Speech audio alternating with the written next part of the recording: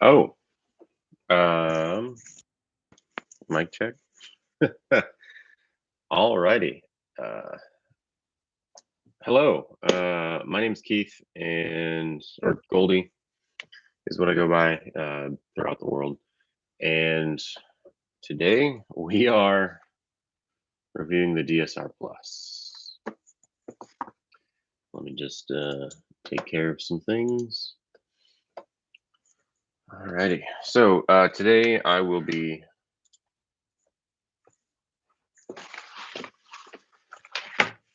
taking apart, reviewing, putting back together my DSR Plus. Please forgive the low tech, the terrible audio, the terrible video, the terrible lighting, the terrible everything, my terrible opinions and voice, and all the distractions that go along with it. But whatever. Once the plan is for this to be turned into a video, and then after that, like I'll make a comment with like time hacks and things like that. But yeah, so the DSR Plus. So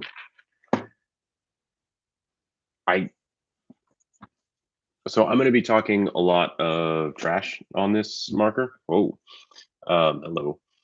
And when I'm doing that, I'm not trying to like insult or actively talk negatively about DYE Paintball, about the designers, about the manufacturers, about whoever for the marker itself. I just I want to point out what's wrong.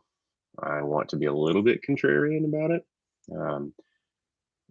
And I want to have a harsh critique so that people can understand what to look out for, number one, what problems they might see for number two, and so that the DSR 3 or whatever the next version of this marker is, or future versions of other markers that DYE produces, might benefit as a result.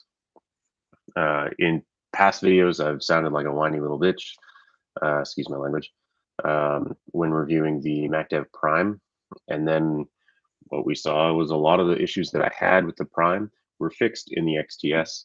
And I'm actually a really big fan of that marker with some further modifications, which can be found on PB Nation and stuff. Yeah. So here we go. Sorry they had to see my face. Let's not ever do that again.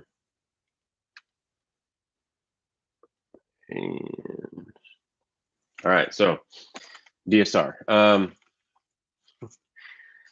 Firstly, when you're like opening it up and everything, it comes with the case sleeve, and that's cool. One of the things that I should say first before anything else is in the manual, which was uploaded a couple days after release, and the case sleeve and the quick start guide and the warranty card, even there are spelling, grammatical, alignment, style errors, mistakes, whatever you want to call them, in every single piece of literature. Just about every page of everything has something. So it's kind of obvious that they outsourced that stuff. So like even the warranty card,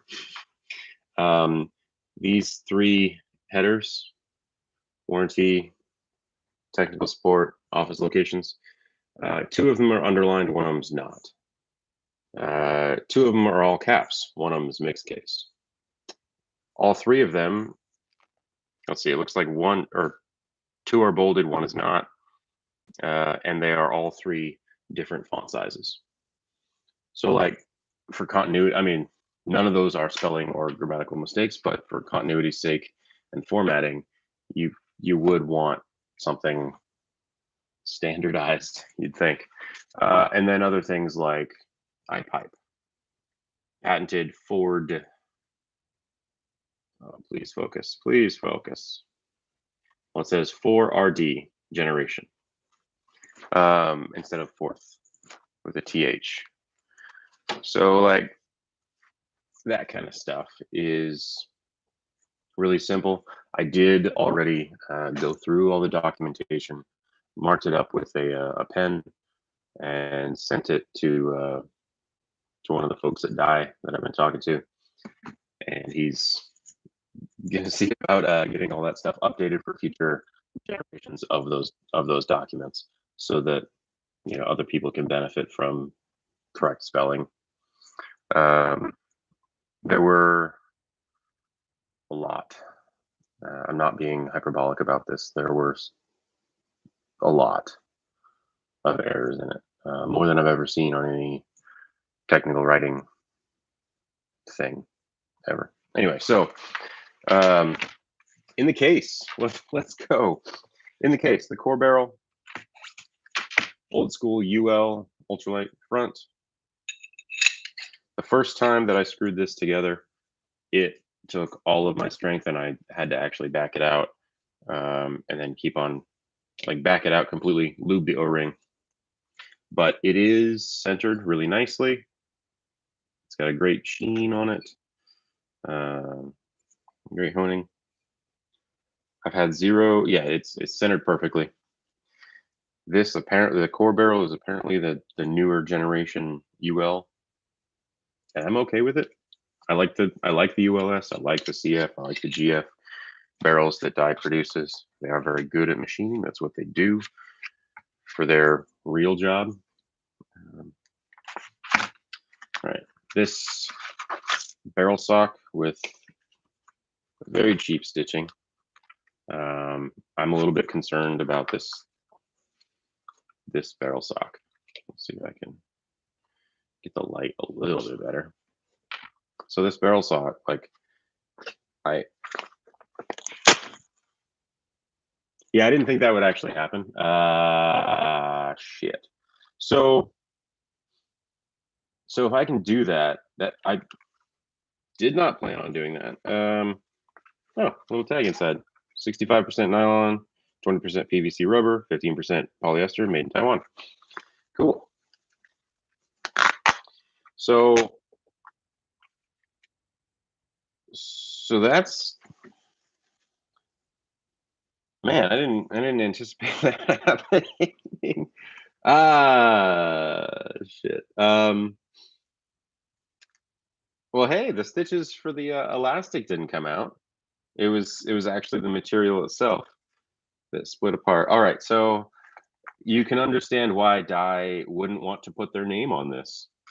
They do have great, and I really truly mean great, silicone barrels. They're based off the Exalt silicone barrel bags that have 2 O-rings in them.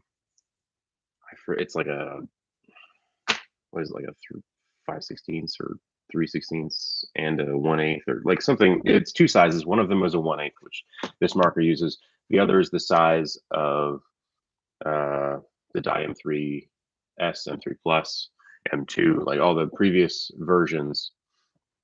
So you can adjust the chronograph speed of the marker, and those are in the barrel bag. And I love that thing. Those are the ones that I use actually every day of play. The 1/8 Allen key is especially nice because all Planet Eclipse markers, MacDev markers, a bunch of other random ones. This marker, obviously, they all use 1/8, so it's super handy to have and not be, not loose where it can be lost. The one thing that is that does have DYE markings is the cable that probably shouldn't, because we know that DYE doesn't make these. It's like you can find them for like $1 on Amazon. Female USB to micro to update the board. That's cool. Now in the cases, traditionally, I bought an extra one of these just in case. These 2 areas would have like a plastic case in them, and I would love to get my hands on one of those cases so that I can put it in here, and so I can contain this stuff, keep it with the marker, but whatever. I did rip this bag on accident. It slid like that. First time I opened it. In this bag, there's one, I believe it's a 009 red O-ring that is missing. And by I mean missing, I didn't lose it, it just didn't come with it. And it sits on the top of the regulator, which I'll show later. But I think that's the only thing that's really missing from this bag. Yeah, it's a decent enough spares kit to where you know what's, you have at least one of almost everything that you need except that red one. And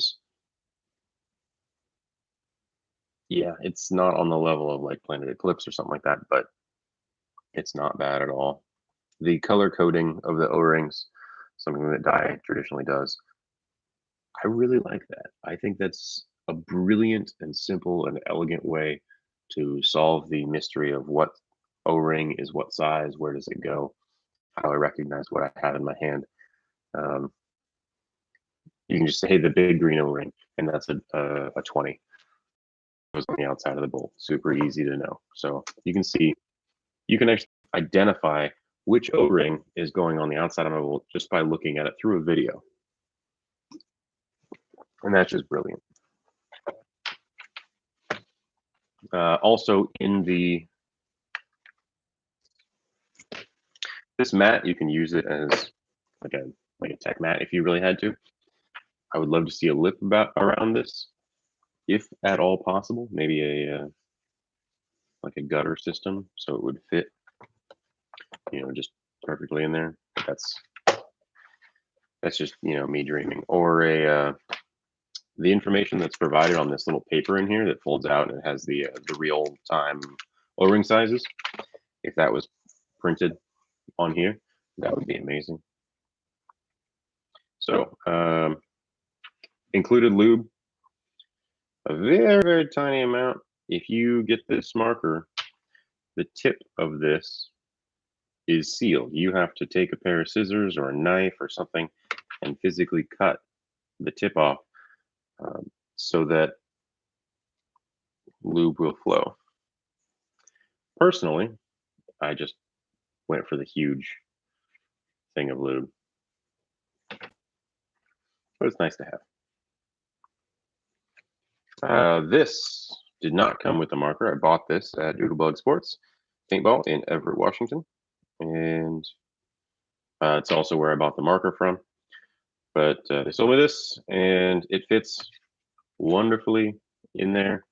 Doesn't rattle around or anything like that. And this is one of the tools that is needed to fully disassemble the marker. I wish that DYE would include either the multi-tool or the keychain tool, but alas, they didn't. What they did include, which I had already taken out of the case, are these unbranded Allen keys that I'm pretty sure it includes a few sizes that aren't on the marker itself. So they could have just, I don't know, maybe custom bought one. Or this is obviously the cheapest thing that they could have included. And I guarantee it was just an afterthought because it doesn't actually fit in the case properly. There we go. Okay, it kind of fits. It goes into that center area, and then it's loose.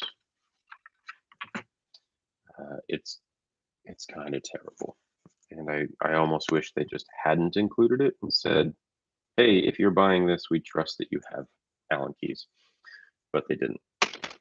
Or similar to car options, I would love it if there was an option for me to buy a DSR Plus and say, hey, I would like it to come with a full DYE ULS barrel kit and the multi-tool and the plastic cases and the silicone barrel bag that you guys produce.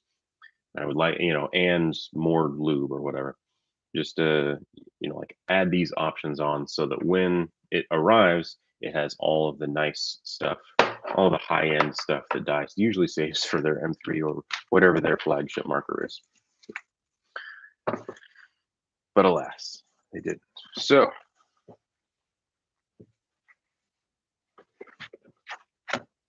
all right, let's get rid of that.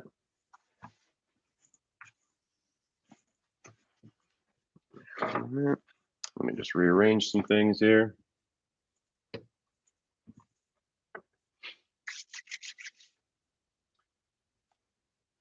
DSR Plus.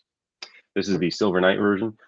It's dust black with dust silver accents. I hate dust silver accents. I think they are dumb. I would much rather have all black. And I think that's the reason why people buy all black markers, especially dust black of anything, is because they don't want colors. They don't want their marker to stand out. For me, I use black and tan as pretty much all of my gear. I have a split hopper with a tan bottom and black top, and all black air tank, and tan jersey and pants and stuff. Black and tan is kind of my thing, or gold, if you will, because I'm called Goldie. And silver, these are the only silver things that I own for paintball, are these things. So if anyone has black parts, like if they bought a blue one and I wanted to trade, hit me up. I will gladly trade. All right. I don't know, top to bottom first impressions. So I've already played with this. I've played a tournament with it, and then loaned it to a buddy who played another tournament. So it's seen some wear and tear, and it's actually, I believe it's past what I would consider the break-in period right now. It has smoothed out quite nicely. So some of the things that I immediately did. The feed deck, right? So this is I'm going to say some negative things and then some positive things. I'm going to go back and forth, but the feed neck is it was designed poorly, or at least implemented poorly. The design is fine. The feed neck is, this is my own screw, or it's off of an Inception Designs FLE feed neck. I had a whole complete feed neck and took the screws, top and bottom, which are both nice and black, dust black, and it has the thumb wheel. Took those off of that other feed neck and replaced the silver screws, nice shiny screws on a dust black marker. Replaced them, and now it looks a lot better and it's more functional. The problem with that, with the stock screws,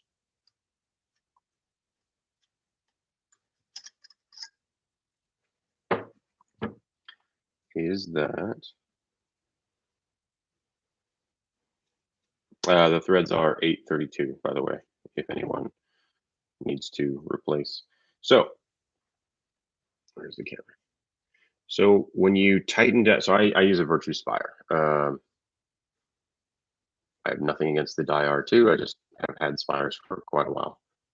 Anyway, so when the screw is long enough to when you tighten down around the smaller feed neck of a Virtue Spire, you have to screw the silver screw, this is a representation of it, into the body. And what happens is it catches, and you literally can't, and it's hard to see, but you can't close, or in my case, open, because it's usually down.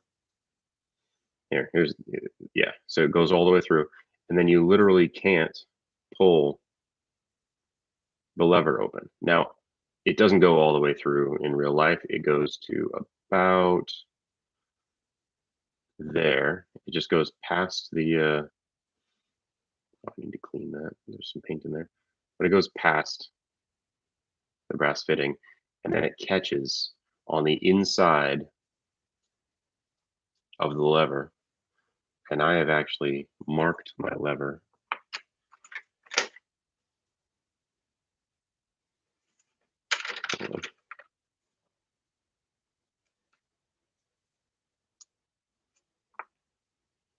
Yeah, so if anyone wants to trade pieces with me, you'll get a dented one. There's dents on the inside. Probably can't see that very well from where I was trying to yank on the lever to get it open, and it was just the end of the screw was digging into the metal. So, potential fix to that: shorten the screw length, or add something like a thumb wheel that shortens things. Slash, I have a small O-ring, and I went to Home Depot and got a rubber washer, and then cut it to size. It looks almost round, and then that fit, and it doesn't scrape. Yeah. So, excuse me a second. I don't like dirty things. I gave it a quick once over after playing with it for this video, and apparently I missed some things.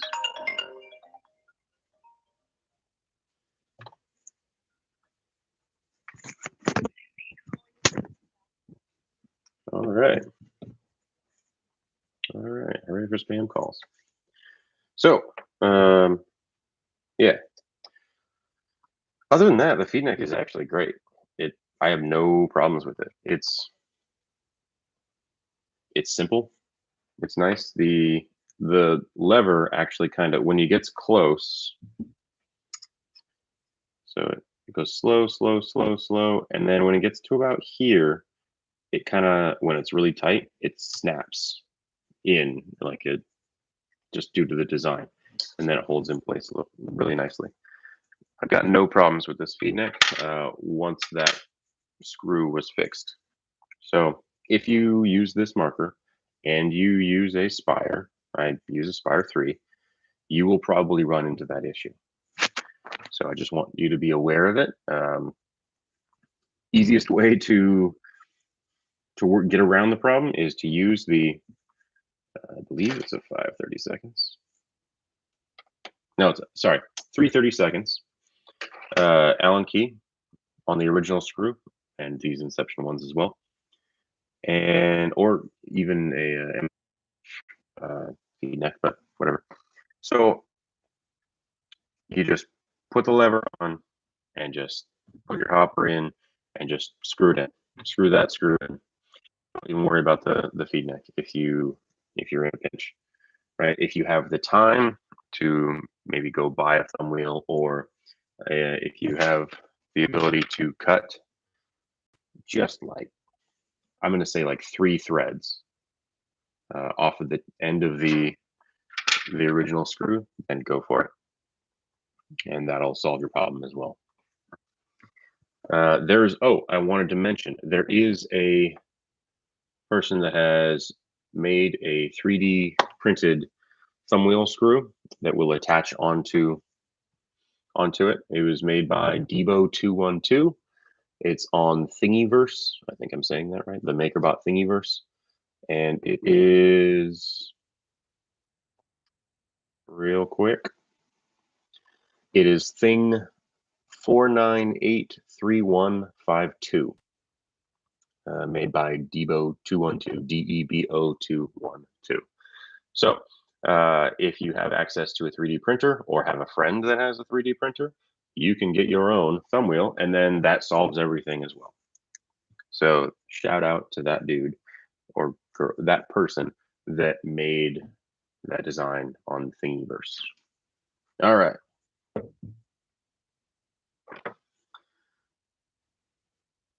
This is the first time I'm actually using these Allen keys. Let's see.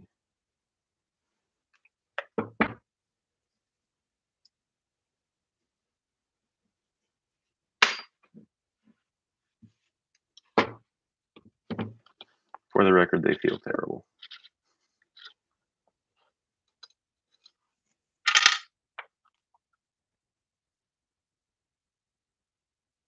So there is a collar on this.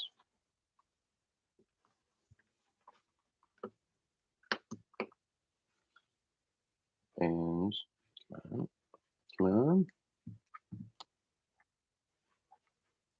This is a plastic pry bar off of a, I think it's an iFixit kit for cell phones.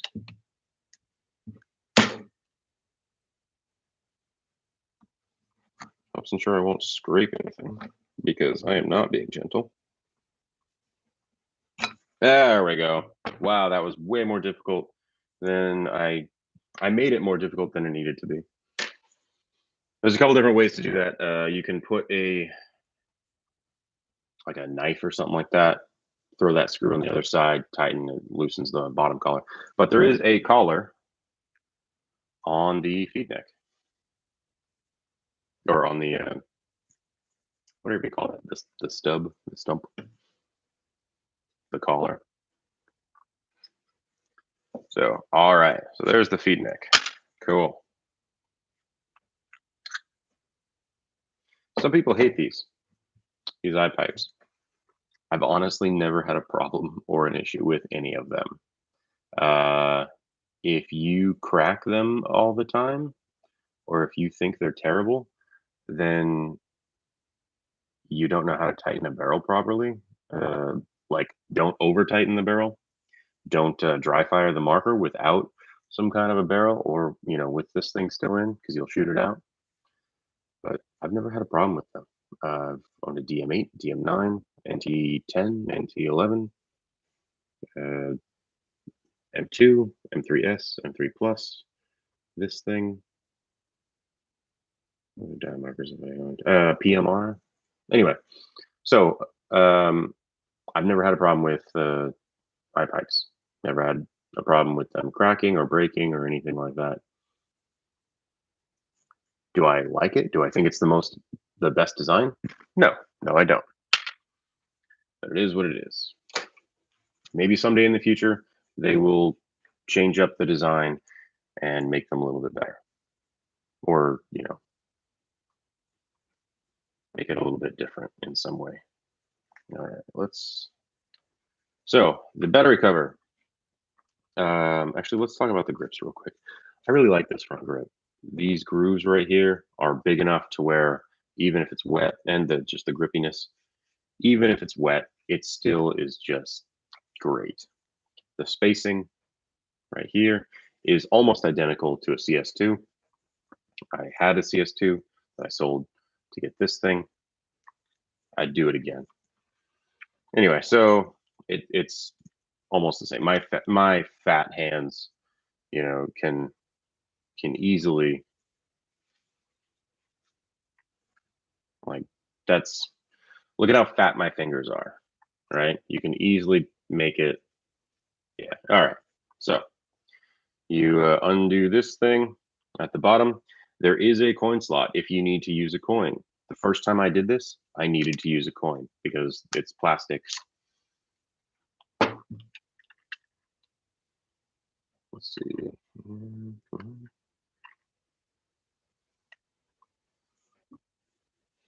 This plastic piece, when it's brand,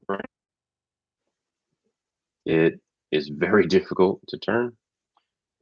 After a few times, it gets a little bit easier. I'm still a grown adult, and it's still a little bit difficult, but it keeps it in just fine. So I would love to see this thing made of metal, but that's just me. Yeah, I had to throw the coin in there and turn it my first couple times of using this. I would never recommend pliers to remove this or to twist it. Yeah, it just fits right in there. All right. Battery housing. So all this stuff is very, very similar to the original DSR. I believe it's identical to the DSR. Maybe,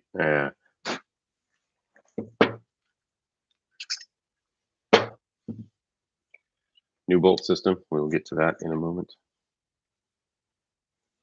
Let's take it apart. So that same 3/32 Allen key right there. And underneath the grip. I like that the screws I mean, the screws are black within the gun, which is funny because like the ones on the feed neck were bright chrome.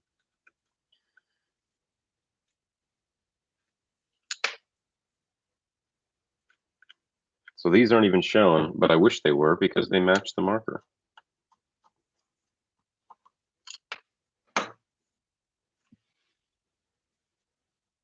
Yeah. All right. Now the marker can just pop open. I highly recommend putting the front on when reattaching. All right. We'll get to that bad boy in a minute. Yeah, so the front grip, I really like it. It's molded very, very well to the body.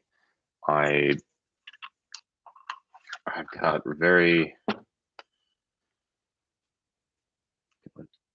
there we go. So you can see it just forms like that. They milled the body to fit right with these grips, and it's fantastic. You can't tell. Well, I mean, you can, but it's not a noticeable difference between the grip and the body. And so when your hands, move up, or if my thumb is, up against the side like that, because I'm shooting, I can't tell where the grip ends and the body begins, and it's wonderful.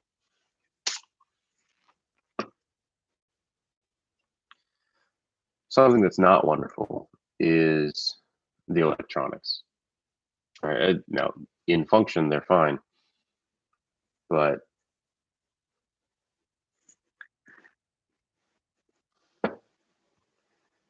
the solenoid wire, pilot to this little board right here, it's asking to be crushed, crimped, pinched, whatever, because it goes over the attachment itself and then back in. The eye wires, which is this bird's nest here,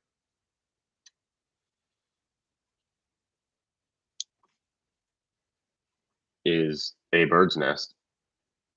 Pretty sure I saw a sparrow fly out of there. On a long enough timeline, someone will mess that up and pinch those eye wires. There's just too much space. You don't need that much extra. And then the battery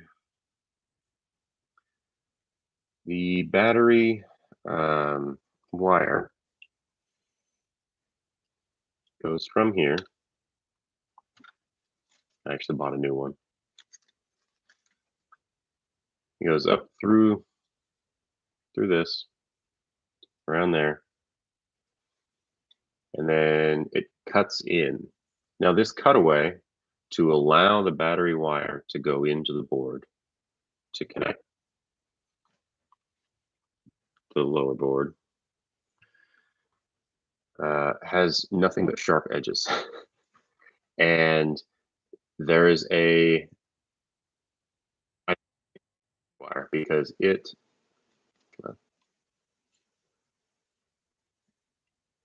got a little bit unseated. Sorry, got a little bit unseated, just like that, and got pinched when I reassembled the marker. Still works and everything, but there is exposed wire, so I got a new wire, and I'm gonna have to bend it along this route. So rounding these would be amazing, because right now they are kind of sharp, actually. Like if you stick your finger in there, a black marker is probably not the best one to be video recording, but if you stick your finger in there and like pull up and try and cut the tip of your finger, you can do it. So that's fun. So cleaning this up all in here would be great. Yeah. New solenoid housing, and the SFR is right here. This little silver bit that I'm moving,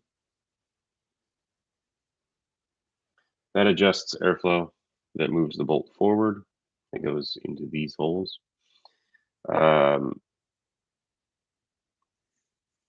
I threw it on the most restricted setting because I like a smoother shot, and I haven't touched it since. But it does just pop out. There's a little O-ring on it, and you can see there's a little cutout. It's very, very similar to the Planet Eclipse SFR on their IV core model. I guess Geo 3, 3.1, 3.5, Geo 4, GSL, all of those markers that has an SFR. Actually, it's more aligned with the LV1 and Eagle 11. That's all right, with the forward and back stroke flow restrictors. That's basically what this is. It's just a forward flow restrictor. I do really appreciate the style in the like the air passageway. So from the regulator through a tube up into that little black hole right there, up into here. The way that that is designed allows for the O-ring is less likely to get pinched, get blown out, any of that stuff. There's a few companies that do something very, very similar, like Lux used to do something very similar. I don't know if they still do, but yeah, it's a much better design, in my opinion, than what MacDev does and what DYE used to do with the M3, which was like a big flat area, I guess, with like a gasket style O-ring. This style of O-ring is much better, in my opinion. Or this mating design is much better, in my opinion. Oh, serial number is inside there. You just pull the grip down, you can see it. Mine is blah blah blah blah, blah 123 0123. So that's cool.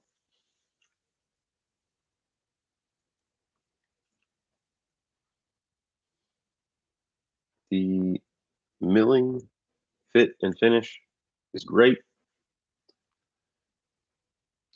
Although you can see, let me get the light to catch it, you can see milling marks on the interior, right? Right there. You see how the mill went up and then down and then up and then down, kind of like a lawnmower on a lawn. It's also in here. Let me get the light to bounce. You can kind of see it. You can't even feel it. Like, it feels flat. I can't even feel those tiny, tiny, tiny ridges, those marks, but I can see them. And that's just,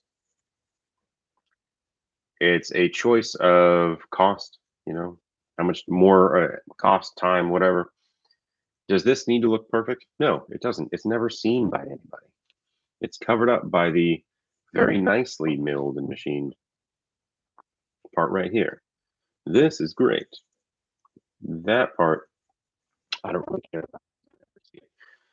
But it is kind of like the Apple computing like theory of make it look really, really good on the inside, because everything is you know, if it looked good on the inside, it'll look good on the outside. People won't think we cheaped out.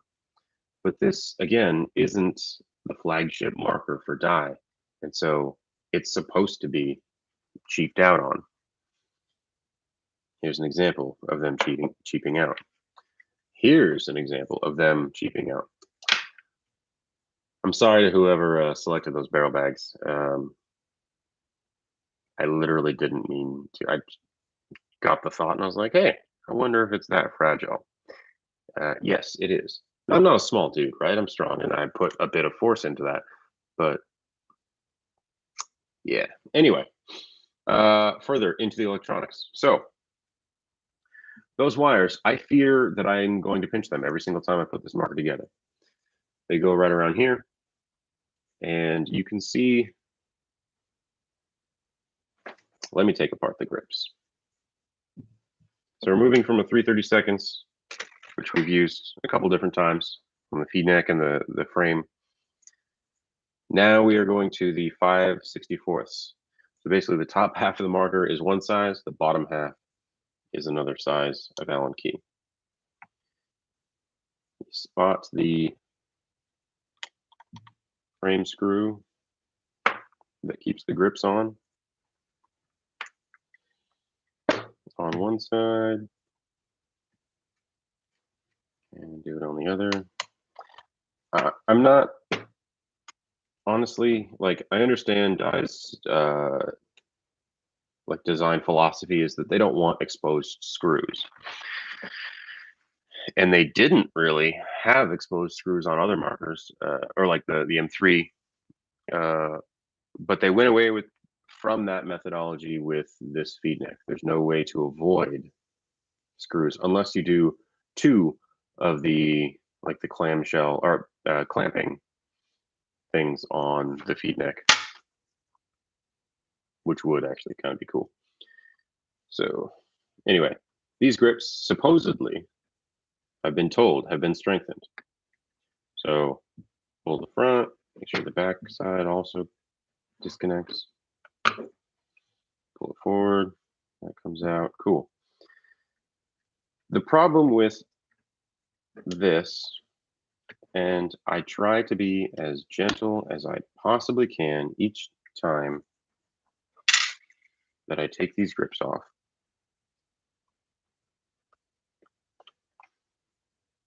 Sometimes this back nub gets stuck back into its home, and it makes it a little bit more difficult to take these things off. But you can see that those nubs have already started to fray. Now, I bought this marker the week it was released.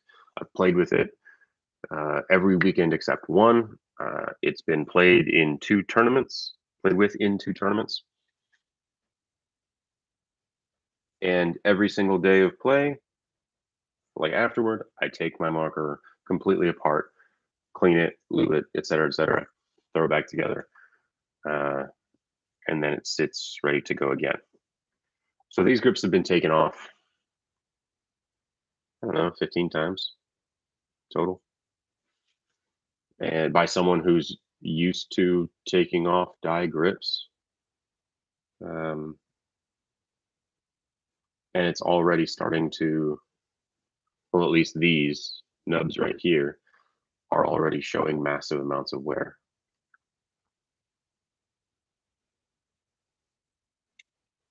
And in my opinion, grips should not be a consumable device. And it feels like these grips will be consumable. It feels like if that's, you know, because I'm bending them, I'm stretching them every single time I take them on or take them off or put them on again. And yeah, the nubs here. Let me see if I can get the light. They're starting, I mean, there's a little bit of wear, but it feels like every time you twist, every time you tug, pull, stretch, whatever grips, it's going to weaken it. And you do that on a long enough timeline, they will wear out. So I'm not a huge fan of that. I am a huge fan of how they feel. They feel amazing. I love these things. Like the rubber on them, the grippiness, right? They, even when my hands are covered in paint and dirt and mud and rain and water and just sweat and all that stuff, the marker still feels very grippy, especially this front grip. I just slide my hand until I find the plastic, those deep cuts in there, and it's like square, so it's easy to just pinch, like side to side, and I can control anything I want. It's amazing. And DYE grips for the life of me have been amazing. So they're not bad. I'm just concerned about the overall longevity. And there is a small, ever so small little crease that's right there. It's been there since day one. Hasn't grown, so that's cool. But it is there. And that makes me nervous because this is a seam where the two halves of the grip were attached, which means it's the weak point. So that's fun. And that's that literally is the part that the seam right here is the part that gets the most wear. We will see, right? If they hold up. All right. The board on one side, the board on the other. So this white ribbon cable, I'm sorry that my camera just sucks.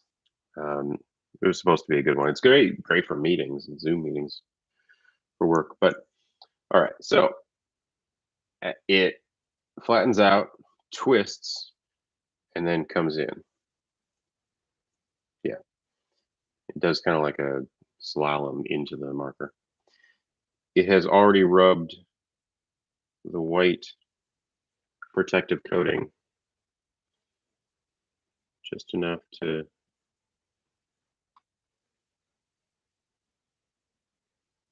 of course my luck, it won't focus. Right there.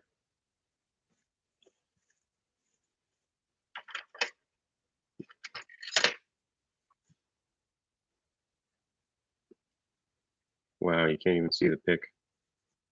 Right, well, right there, the tip of the pick is touching a spot that touches and rubs against sharp metal because it was machined in there, and you can see milling marks and stuff all inside.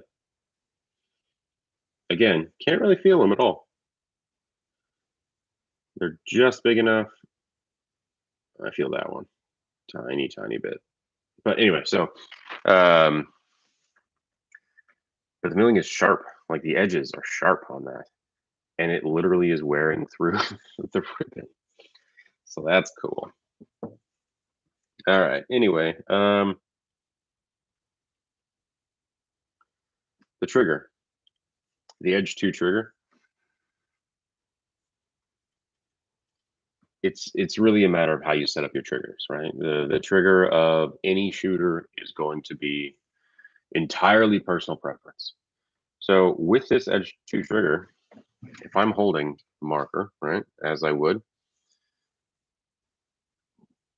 my upper finger, my index finger, pulls it, and it wants to slip off. Usually I will lower my trigger finger to this bottom part, and I'll just use the very bottom of the trigger to keep on shooting, engage ramp or whatever. That little cut, or that little edge right there that sticks out, that foot, is the best part of this trigger. It should be on every single trigger made in paintball, because my finger will literally rest. It's really hard to I'll do it lefty.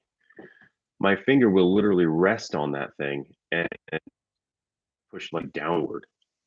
Instead of pulling it back to me, I can press downward and it engages. And that's a great feeling. So it's super easy to get into ramp because I'm not really pulling the trigger towards me.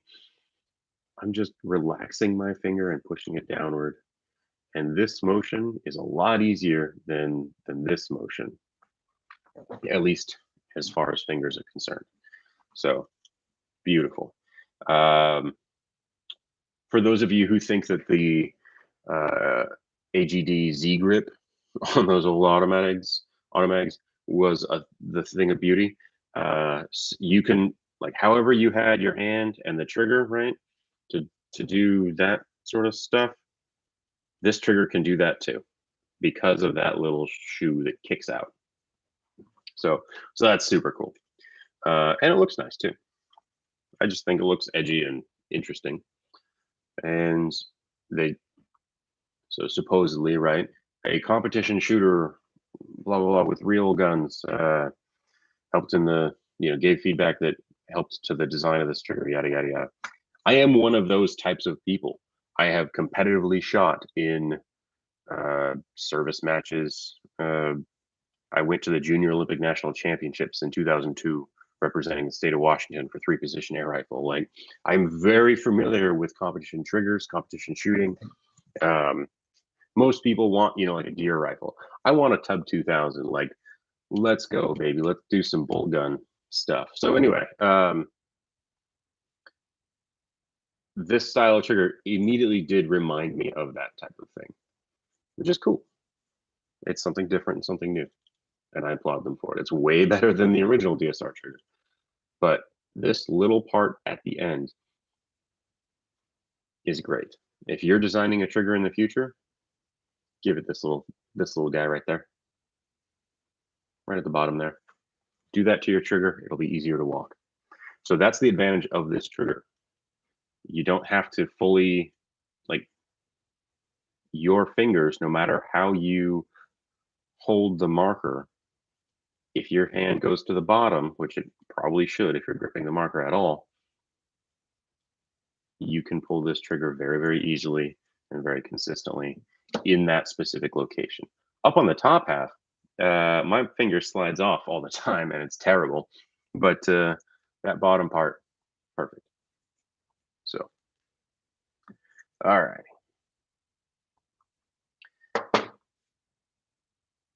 To take the trigger out, you go on one side and then the adjustments are on the other. All of the adjustments, and remember what I said last time, or not last time, but before this, the top half of the marker is 3/32 for just about everything. The bottom half of the marker is 5/32. Sorry, 5/64. Wow, I'm an idiot. 5/64. That's the size to undo the grips. That's the size to adjust the trigger, or at least just everything trigger related is 5/64. Now this is the pin that holds in the trigger. I wish that there was some Loctite on this, because you can, like, if it moves, it might lock up the trigger. It also can be screwed in way too far. There's no legitimate stop to the trigger, to this pin. It can stick out on the other side. I will show you, because why not?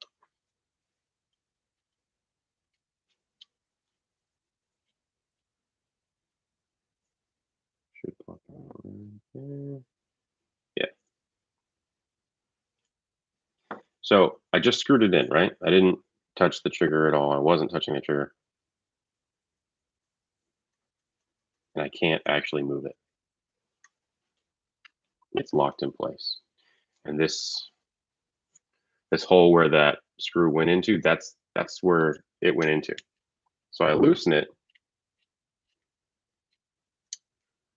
Now you can see it.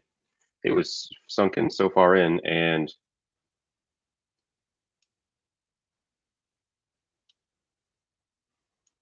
it again is locking up. You screw it in halfway between those, and it's normal again, right? From moving it one way or the other and locking up on you. No, nothing. You just have to screw it in correctly, like to the correct depth, and there's nothing stopping you from going too far or going too shallow. So that could be improved.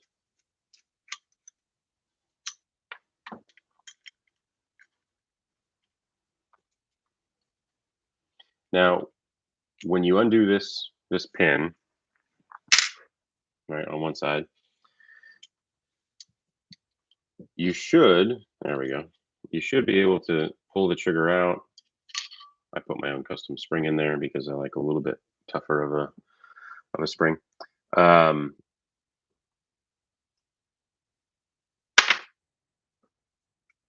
The adjustments are underneath that ribbon, but they're made top and bottom right here. They're made on the trigger, and DYE's implementation of this is quite simple and elegant and brilliant. The part that receives wear, usually on most markers, let me. All right. On most markers, if you look right behind the trigger, you will see a round, let's see here. Well, on Planet Eclipse markers, at least, right here, you can't see it because of the light and whatever, but right there, there's a mark in the anodizing because the trigger stop hits it every single time. And so if you're going like this, that tapping sound is metal on metal, and it's that screw hitting the frame and leaving a nice little dent. Right after thousands and thousands and thousands of trigger pulls. With die, they don't have that problem.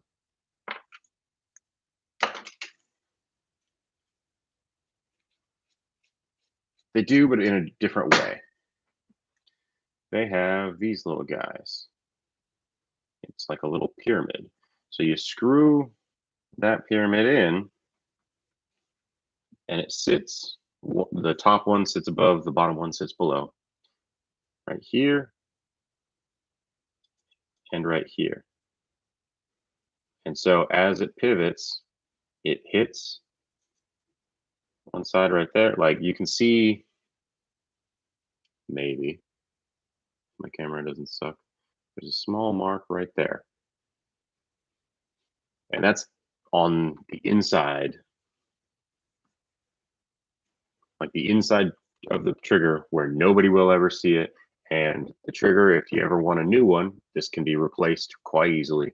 It can be replaced quite a bit easier than a frame can, right? So every time I hit the trigger, it hits just on this edge right here, and then the bottom edge as well, forward, backward, etc. It just sits between these two screws, well, that both look exactly, they're exactly alike.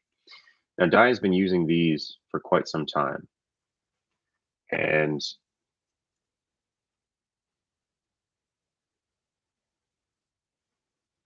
I love the idea, but the screws themselves, you have to be very, very careful, because this is a WIHA set. I also have Bondos. I also have Wera. The three like consensus best Allen key, hex key sets that you can buy. Right, I did not spare any expense on these things because I take apart every marker that I own, and all my teammates. It's loose on both of these, and every generation of die marker that I've ever had that uses this same design, these screws have been terrible. So check your screw. Is it centered? Is it like, is that cone and that rod that's sticking out, is it centered? A lot of them are not, but you can go back into previous versions of die markers, like repair kits and things, and these screws will be among those items. So if you did get a crappy one, you can swap it out for a nice one, and are centered and nice. Otherwise, your adjustments will be very strange. All right, so I'm going to leave this top one out so that I know I have to adjust it. All right, so all the screws up here, 5/64. Now we're going to go back to 3/32 for the ASA and regulator. Now the attachments are underneath the grips on both sides, 3/32.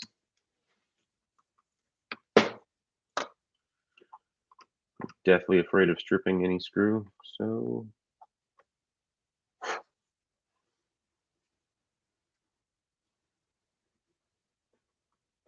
there we go. So the attachments on there are on the side, which is the best thing ever, right? With almost every other ASA that's on the market, like most of them, the screws are on the bottom, right? And if they're Sometimes one's in front of the other, sometimes they're side by side, sometimes they're under pressure, like the current generation of Planet Eclipse markers. You have to like hold it down somehow and then tighten 2 side by side screws, and don't over tighten one, otherwise the other one will be super awkward to tighten. You know, make sure that they go together at the same rate, etc. Blah blah blah. This one, you don't have to worry about any of that. You just slide it up, and then it's perfect. And you just boop boop, done. No worries, no complications, no going back and forth to make sure that screws are evenly distributed in pressure. So that's just like, and apparently this was the same on the old DSR as well. It props like, all right, props to DYE for making this beautiful design. I think this is my favorite design, like attachment in paintball. So yeah. Now this is the regulator. Oh, this red O-ring right here, I believe it's a 009. It's not in the parts kit. So yeah, that was the oversight in the extra parts. All right, so you unscrew. There's the spring. Now, another thing with this regulator that DYE did that I really like is very, very often you see this, right? You see the piston and you have to like take some pliers or whatever. I have taped up surgical tools specifically for that. But with DYE, you can just stick something in the other end. And by the way, this is threaded for an Allen key, a 5/32 Allen key, so that if you're having a hard time, gripping it, you can actually just throw the 5/32 Allen key in there, grab a hold, and twist. Nice and simple. So you can also just take that 5/32 and push on the top, or use like a plastic tool or whatever. You can push on the top of the piston and it won't damage the most important part, which is down here, right? Because a lot of other markers, when you're taking the reg out, you have to magically like grip, like just yank down and then yank this thing out of the regulator housing. You don't have this problem with this guy. So it preserves the piston. It's less prone to user error and causing a leak and causing inconsistent velocity and all that other jazz. So huge shout out. All right, so this part, I shouldn't have just clipped my nails. This flat guy right here is, come on, held in my O-ring. There we go. Take that out. There's the reg seat. Or to take out the reg seat more, use a 1/8 Allen key.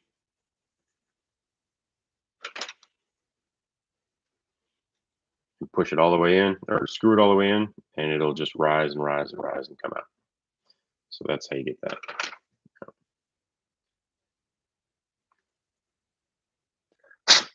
Oh no. Oh no. All right. There's like some sand or some dirt or something. Apparently I got some dirty air last time I played, so I'm gonna clean this real quick. All right, so you take your 1/8 Allen key,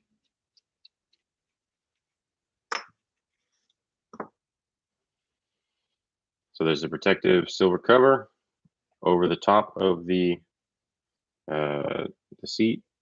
Make sure that seat is nice and clean and dry and beautiful.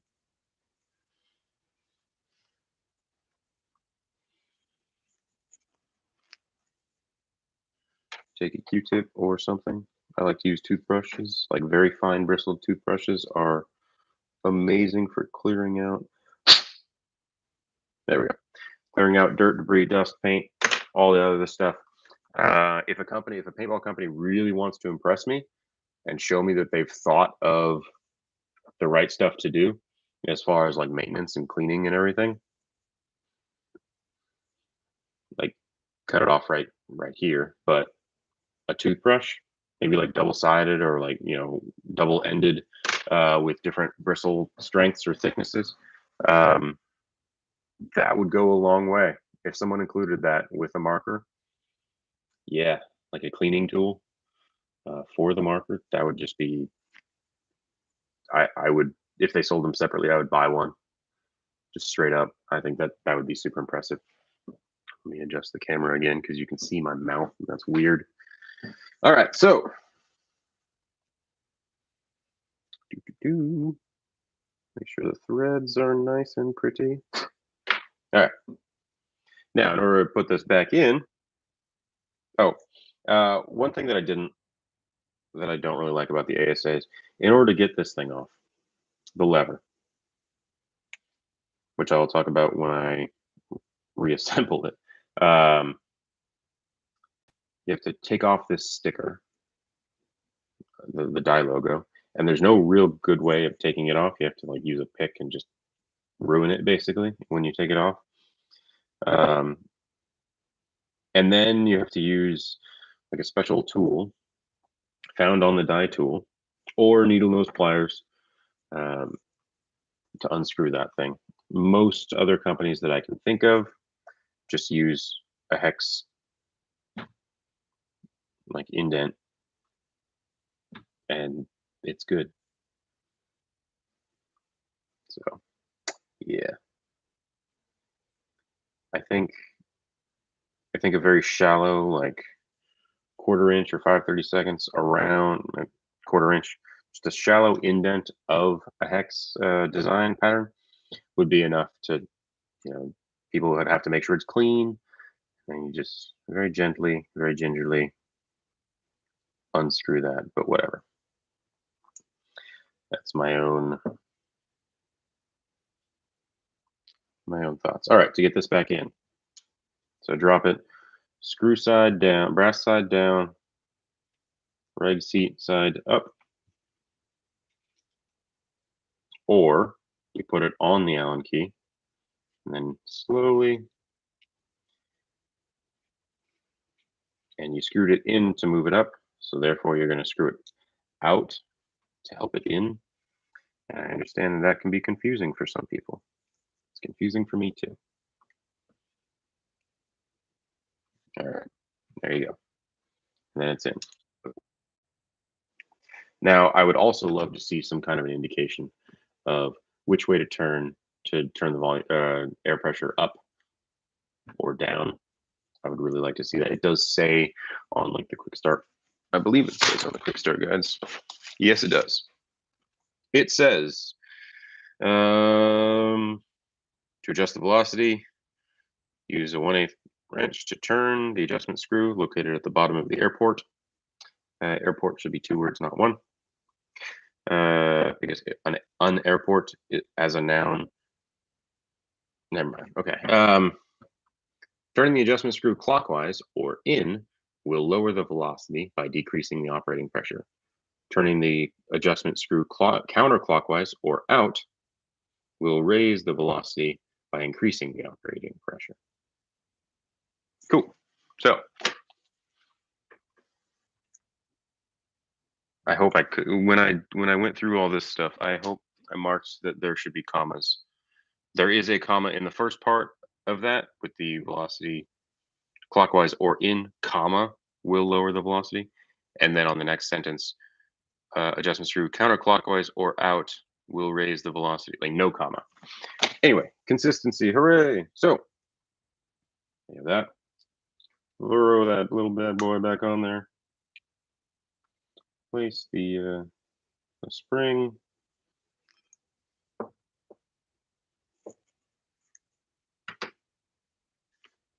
Get some of your slick lube.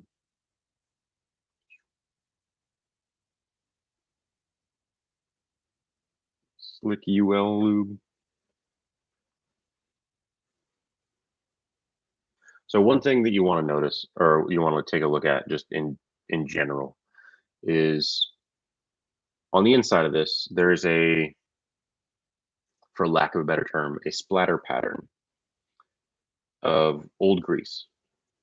And I want to make sure that it's not all one direction, because that would indicate some kind of a leak in an O-ring, or some kind of imbalance, or like dirt blocking something, because these are all circles, right? Everything's a circle. So if there's more, if everything is like on one side and not the other, that gives me cause for pause.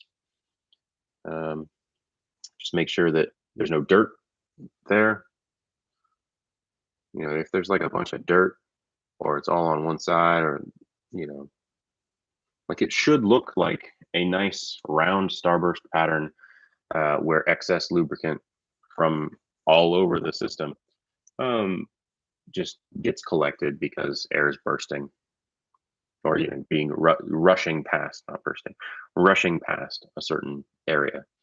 So yeah, just take a look at that stuff. It might save you from your reg going down, like, you know, maybe not today, but like next time you play. If you notice something like, hey, there's a lot of dirt in that lube, and it's all on one side, like the burst pattern of excess lubricant is all on one side of the hole and not the other, that probably means there's something wrong with, oh, what's my camera doing? Probably means that there's something a little bit wrong, or at least something's not exactly right. Those two things are not mutually exclusive. Okay, so I'm just gonna shove that bad boy back in there. And you can just bottom it out, and it's pretty much level. That's beautiful.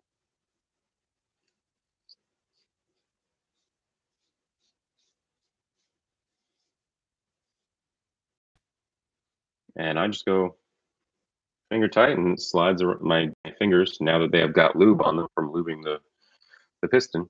Let me get this top over into that's about as tight as I make it.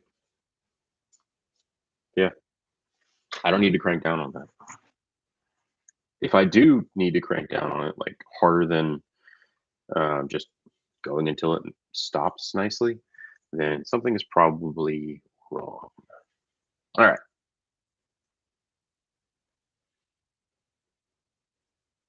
Yep, looks fine.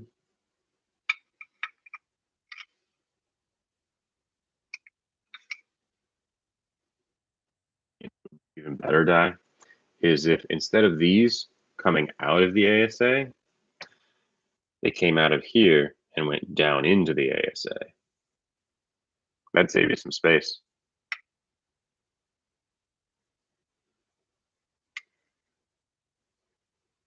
That would save you enough space. Never mind. Okay. I'm sure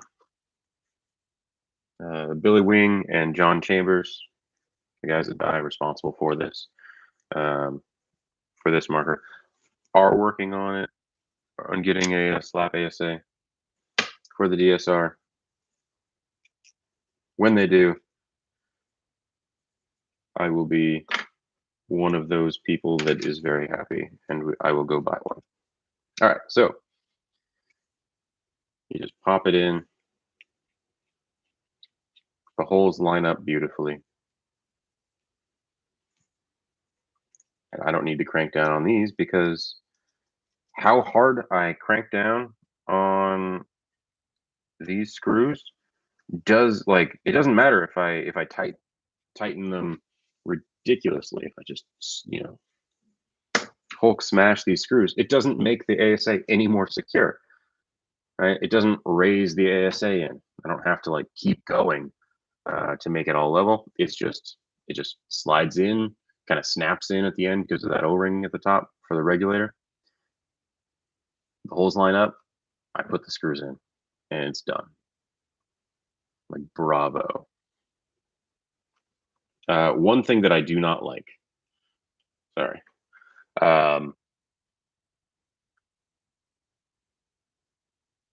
this, I'll show you the light at the end. The screws. So like there's a screw right here if you want to take this plastic cover over or off to get a look at the joystick, like if you get paint in there or whatever. You can also just take a light, like a very soft bristled toothbrush. Just take your time. And there you go, nice and clean. It's kind of a pain to get that out and to take the screen out because of those gold pins right there. They go into a black receptacle, and each of those pins is like, it just looks super fragile. And every time I take this screen out, I'm worried that when I put it back in, I will break something. It's easy to mess up.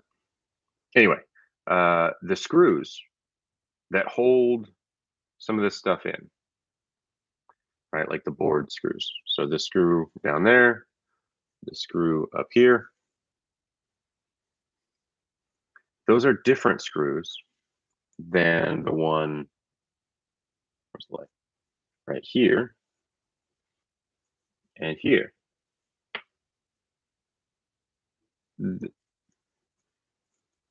Make them all the same screw, please. That's my suggestion. Make them all the same screw. And honestly, for these two on the board, you could make them small, like Planet Eclipse, MacDev.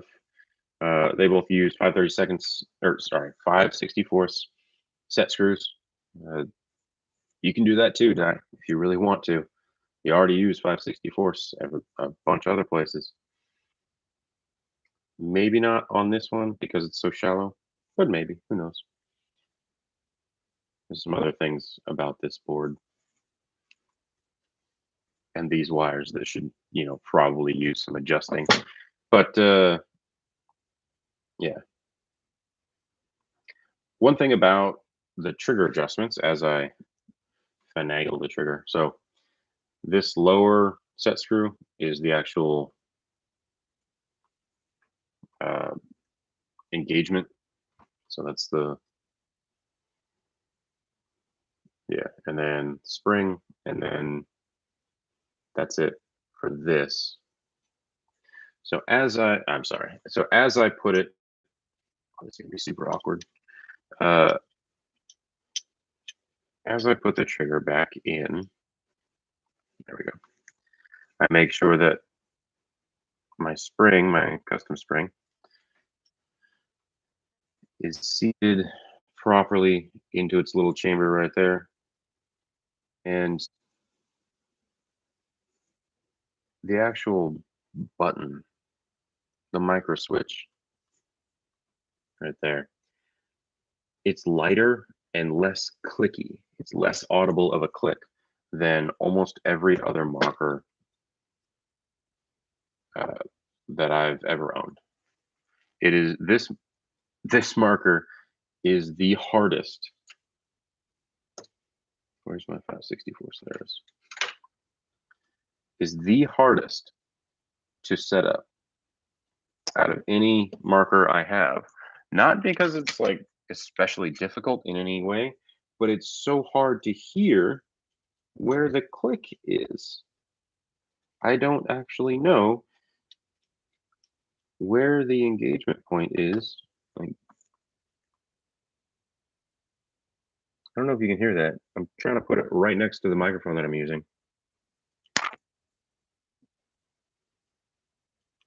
It's super quiet. I can't feel it. So it's just very, very difficult to know exactly where the point is that, you know, because some people like their trigger pull at the very front end of the, or front side of this, of the pull. Some people like it at the back. Some people like it in the middle. I personally like it in the first third, but at that third mark, so the rule of thirds, at that middle third or first third. See, like right here, I'm messing with the trigger, going very, very slow, and I can't hear or feel where the point is that it's actually firing.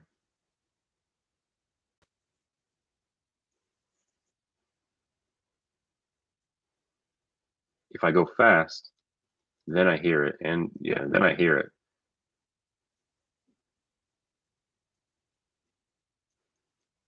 Okay, well, so it's super awkward. So it's such a smooth micro switch, or such a weak micro switch, that I need a spring on top of it, and you can totally magnet mod these things if you try.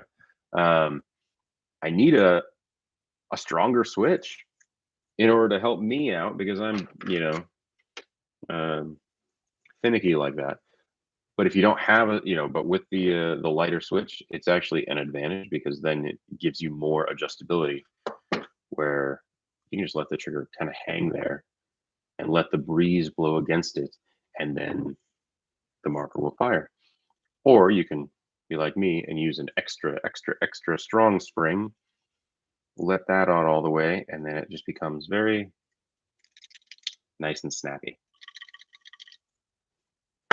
Easy to engage rant. All right. I see someone was actually watching the live stream just now. So that's, hey, I am sorry that this is so boring. All right, I'm just rambling. What was next? So I'm going to put this back together, which is super easy to do because I didn't actually take it apart very far.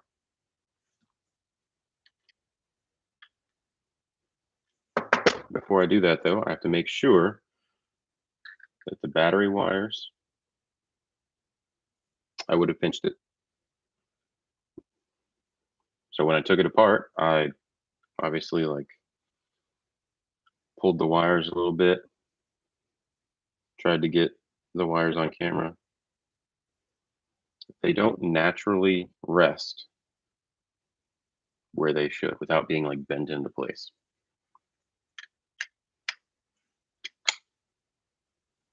And that's a little bit concerning to me, but whatever. All right. Now we take these flat top, nice and black, 3/32 screws.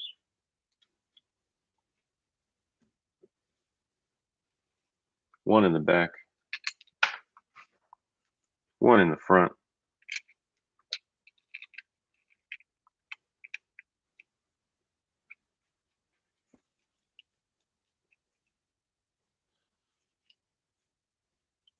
I'm not used to doing this stuff on film or in front of a camera, in case you didn't notice.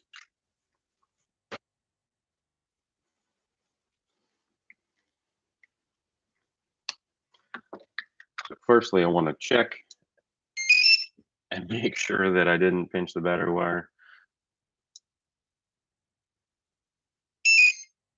All right. For turning on and off the marker, literally like 1 second, like a count of 1 will turn the marker on, and then a count of 3 holding it down will turn the marker off. In the manual, it says like 2 seconds each or 1 second each.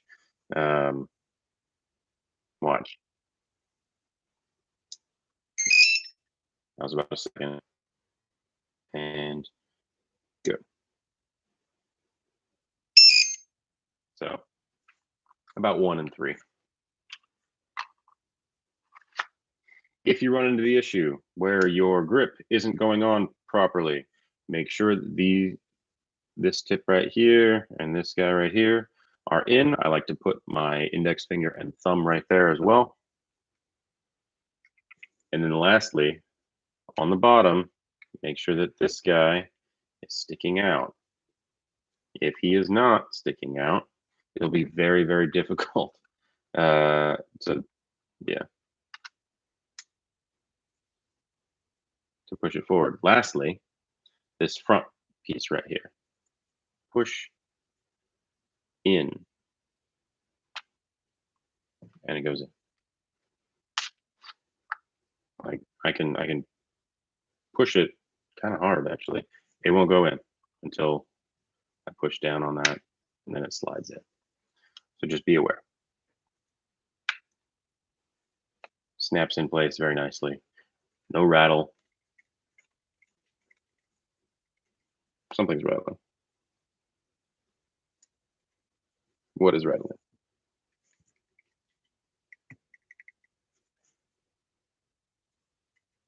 Oh, I'm a blithering idiot. There's the trigger, which I haven't adjusted. All right.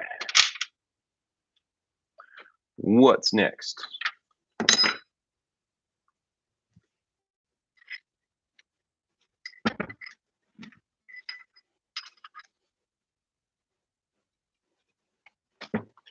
So dies, machining of parts. It's very precise. And if you do what I just did, there will be problems. So what I just did is I put the feed neck on, and part of it is in this little gutter right here, and it won't spin. It's not fully in, it's not fully like set yet. It should be able to spin quite nicely, but because I did it backwards, I messed everything up. So that's super not cool.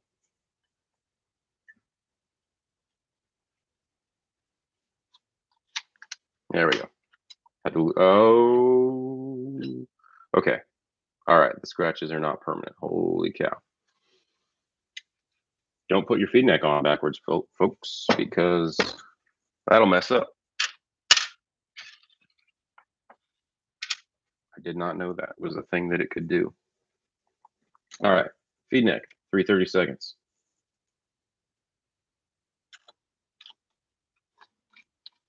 And you're going to want to hold the marker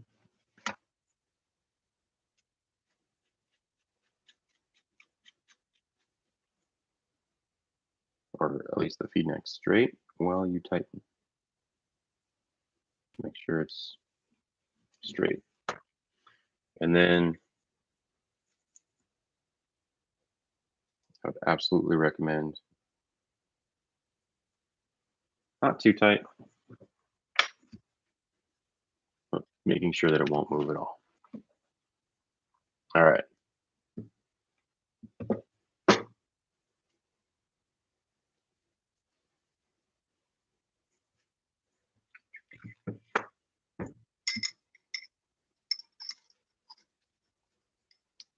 When putting the feed neck on,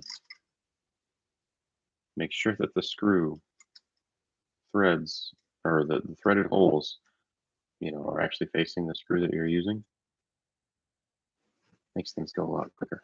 All right, so let me demonstrate how this feed neck snaps in. Get it nice and tight. So there's a tiny bit, or like an edge, a ridge, if you will, right there. And that rubs against the feed neck, like doesn't touch, doesn't touch, doesn't touch, touches. And then you're gonna ride, as you push, it kind of squeezes and then snaps back out. And so so it gets tougher and tougher and tougher and tougher until about right there. And then it just kind of snaps in place and it holds itself in place. Assuming you have a shortened screw or a gasket or an extra O-ring or the thumb screw or anything other than the stock screw, because then it'll be too long and you won't be able to close it. All right. Now the grips, like with DYE's design language, I understand that they don't like screws showing on the outside of their markers. And that's fine and all. But if you're going to have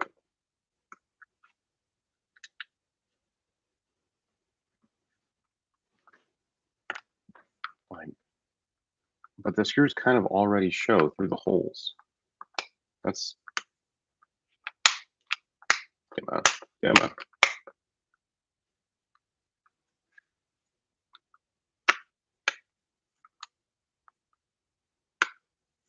And I always feel like an idiot, right, with these grips.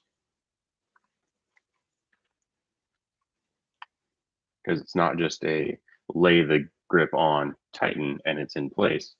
You have to make sure that it's nice and centered on the screen, and there's nothing in the way, and that the plastic nubbins on the back and the front aren't getting in the way and blocking you from putting the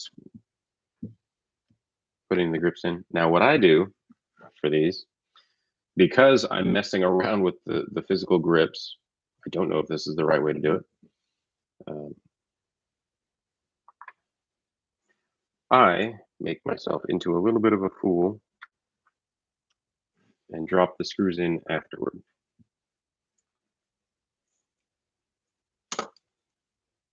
.5/64. You may have to wiggle the screw around a little bit to make sure it gets properly seated into the hole. And then as you close it, as you tighten it, don't over tighten, please. You should see the gap that's around the trigger guard disappear. And then the gap that might be right here in the top of the grip, that'll sit nice and flush as well. All right. I don't know if you can see it here, but there is a slight grip, right? Because that's the point at which the plastic bends each time. And then right here, well, as it sits. So you just want to make sure that the grips are nice and flush as you're screwing that in.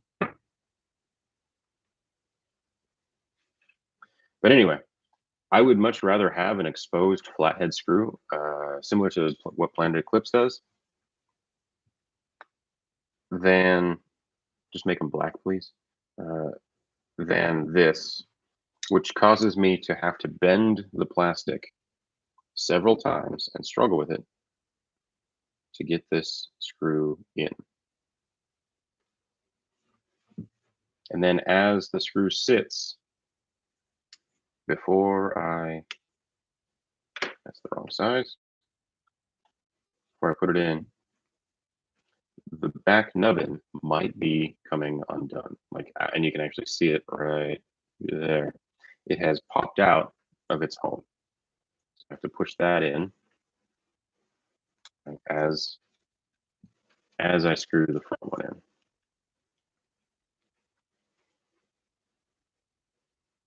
Double check there we go.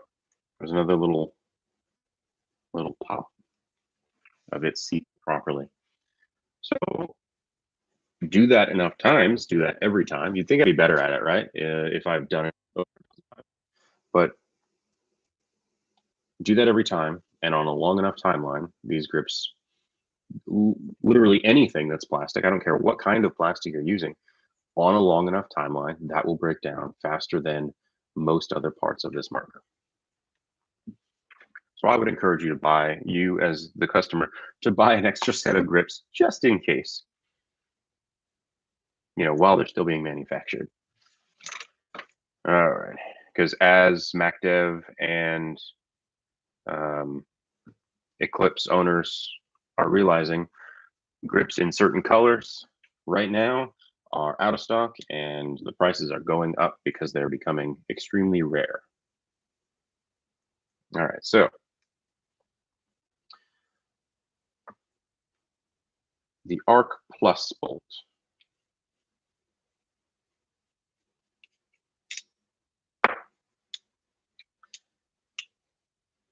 I love that DYE engineers these things so precisely that even the bolt tip will stop the bolt from escaping past the can O-rings. That's great. I really like that. All right. Now, parts of this bolt, right? The back half of the bolt, everything in my hands right now is the same on both the original DSR and the new DSR Plus. This piece was initially for the original DSR. They had like an update, and they sent updated ones of these to everybody. Now, in order, it's like a little puzzle, right? How do you get these two parts apart? Well, you unscrew this guy. It unscrews right here. The problem is there's nothing to hold on to. It's round and covered in lube. So DYE, I would love it if, and I'm sure let's see, what size should you mill? It's larger than a 5/32.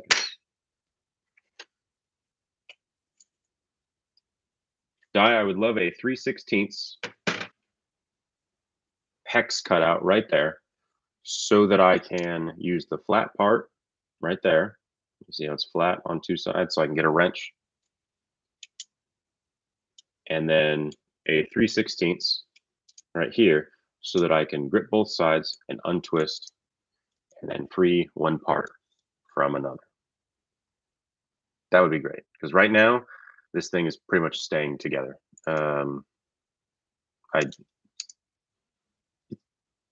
It's like my hands slip no matter what I do. So that's fun. I need to completely dry it off, like with soap and water dry, and free of lube, and then grab it with like rubber in order to undo it. Or at least that's what I had to do the first time that I undid that.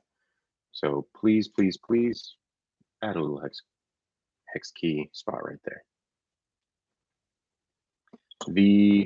All right, so there we go.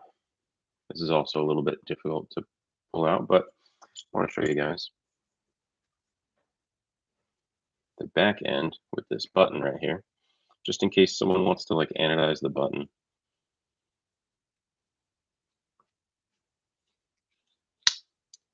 There. This piece is also very hard to unscrew. All right. Faces the front of the bolt. Yeah. There's also a screw trapped up in here.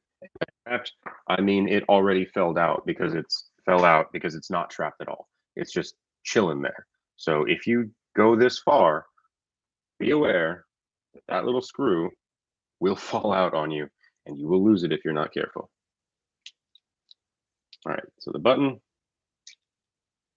comes out. It's got a little O-ring in there. If you're leaking out the button, check that O-ring. So this little piece right here, I would love it if it were black. If I ever anno this marker, this little guy is getting sanded up and blacked out as well. So back together, or at least the back cap. You are going to, there's a flat part, so it's all nice and flat on the end there. That's cool. Next, the spring, that tiny ass spring, is going to go into the roof of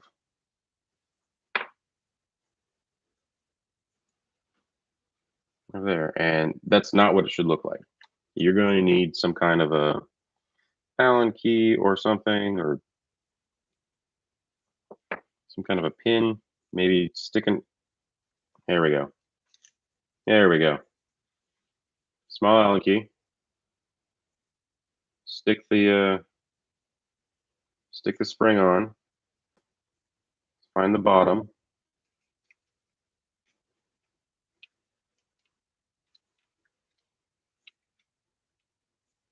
And just kind of wiggle it.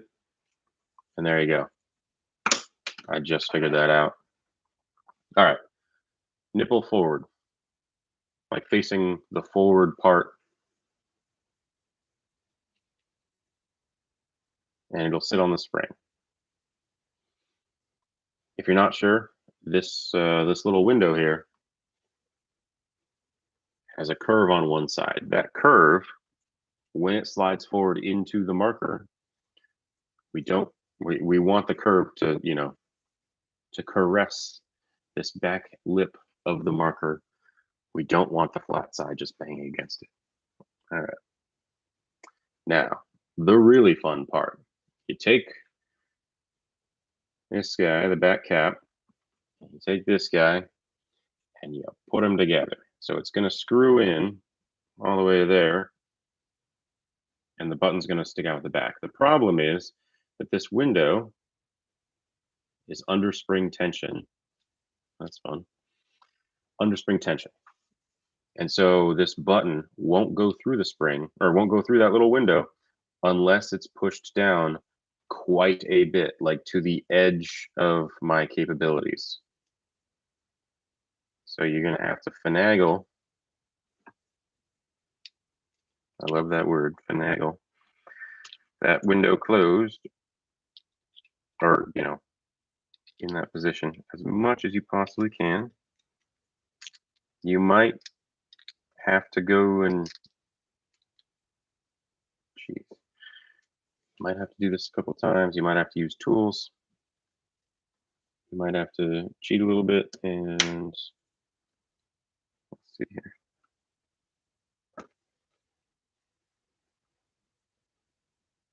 Whatever tool you use, I prefer plastic for stuff like this so that I don't scratch the marker. But yeah, this is super annoying. There we go. There we go. And then you just screw and screw and screw and screw, and then you screw some more. Let it up on the window a little bit, because now the button is past. Only hand tighten, because there's nothing to grab once it's in there. And now when you press the button, that little guy disappears. And it's facing the correct direction. The curvy side caresses the edge of the marker. All right. Now we can put this back part on. And yes, of course, lube all the stuffs.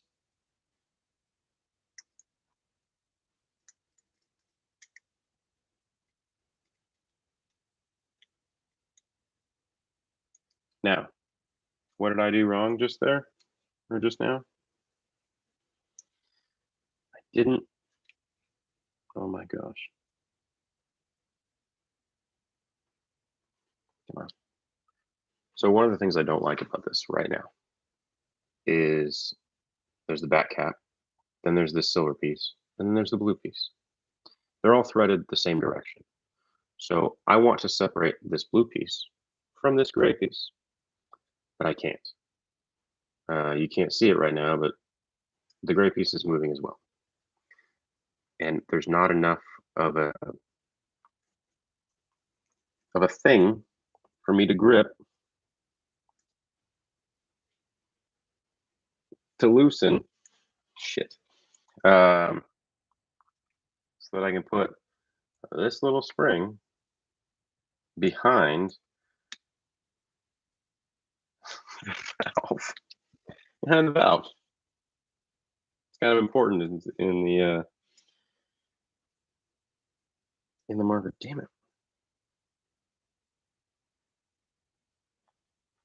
So what I'm going to have to do is unscrew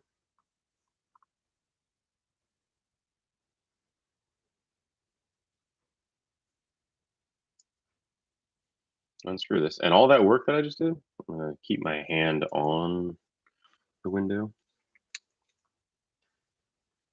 so that it doesn't go flying out with the spring behind it. So all that work I just did, like all that awkwardness, there we go. Now I separated them. I have to do it all over again because I can't unscrew this from this from this,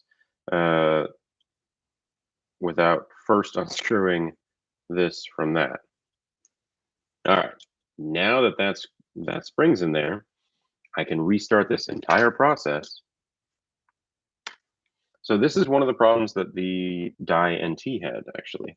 There were like 4 different things, and they all screwed the same directions, and you could never get the one that you wanted. All right, so what did I do before? Took a plastic piece.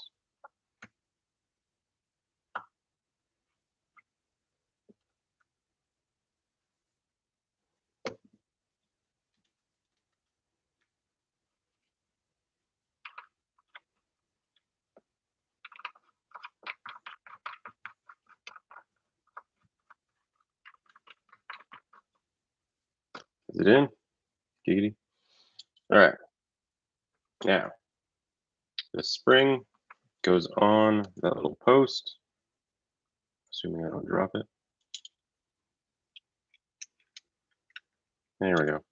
And I'm taking my hand and I'm pushing in on the rod, or the valve and the rod and everything, just straight back, and then twisting with these. Once it's in a little bit, doesn't really matter as much, but yeah. And then everything is in. If you push in this rod, put your thumb over the hole, it'll suction. That's how you know you're getting a good seal out of that purple O-ring that's chilling back there. Because that O-ring, like this whole rod, moves every single shot. So that O-ring is actually very important. It moves every single time you're shooting. The rest of these are just static. But that purple one in there, it moves.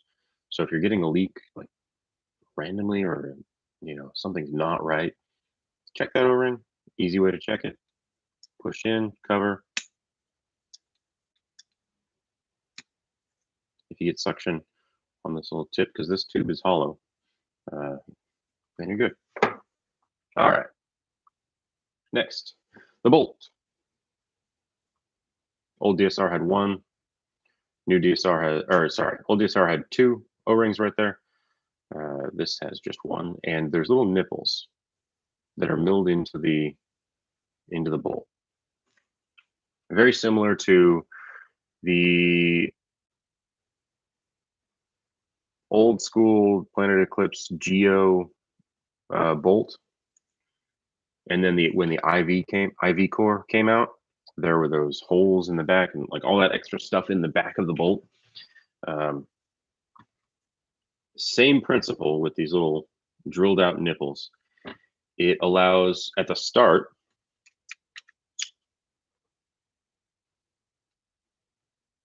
so bolt's coming forward, right? Hooray, it's coming. The seal has been broken,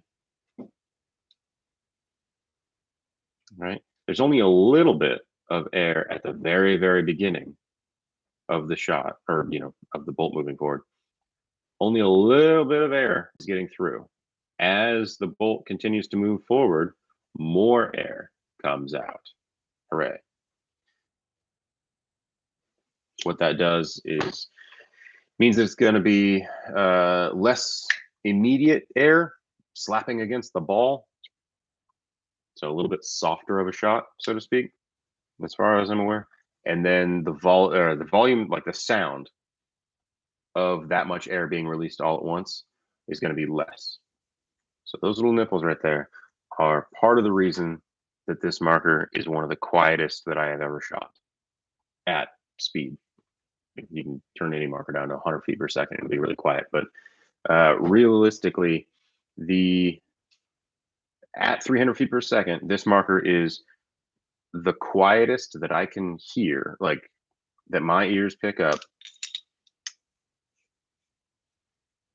because of, I don't know, pitch or whatever. But even if it is just pitch that I'm deaf to, everyone seems to be saying the same thing. Wow, what marker is that? It is noticeably quieter than everything else at the field, which is super cool.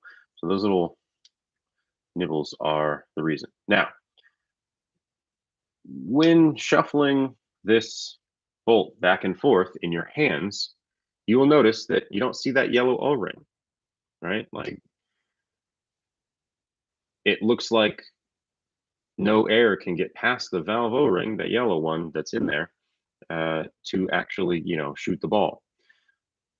You got to remember that that's because of the spring on the other side. There we go. Under air pressure, it'll look like that. It goes forward when the air has escaped. It really hurts my fingernails. To seal off the chamber so that it can refill as the bolt is coming back, right? And then it comes forward again. And this gets pushed back, like this gets held back. Air, or the bolt goes by, air goes out, and then it closes again as the bolt is coming back. So that's why you won't see it right here.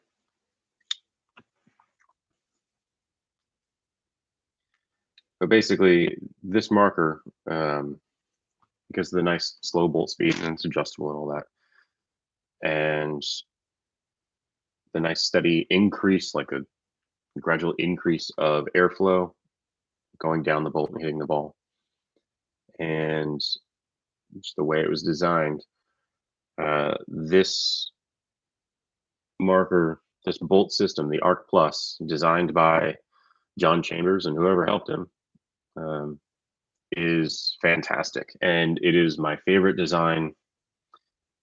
It's my favorite shot in paintball right now. So yeah, I cannot say enough good things about this design, about this system, about the shot that you get from this bolt. It snaps in place. Oops. Like it's amazing.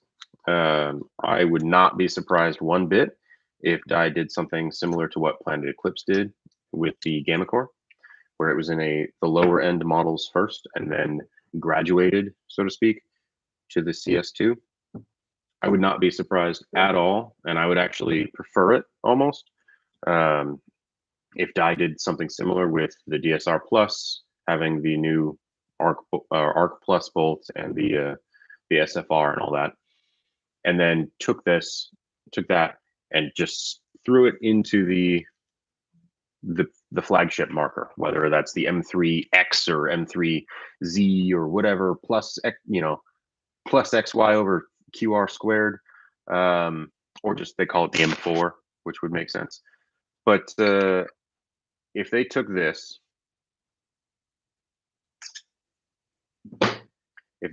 and threw it into the M3, that would instantly become my favorite marker in paintball. Period. If the CS2 took this, threw it in there and it worked, favorite marker in paintball. Mactiv Prime XTS, favorite marker in paintball. The Lux, this thing shoots better than the Lux X, in my opinion, better than the TM40, better than any Gamma Core that's out there currently, better than pretty much anything. That's what I'm saying. I'm saying that this is the best shooting marker that you can buy in paintball today. And all the stuff that I said was wrong with it, and all the things that I don't like about it, I did a written review of this marker, and in it I said that it's like the best kisser in the world, like the best kisser in the world, right? Everyone wants to kiss them. Having halitosis, having bad breath, the random cheapskate things that DYE does to make this marker affordable, is that bad breath.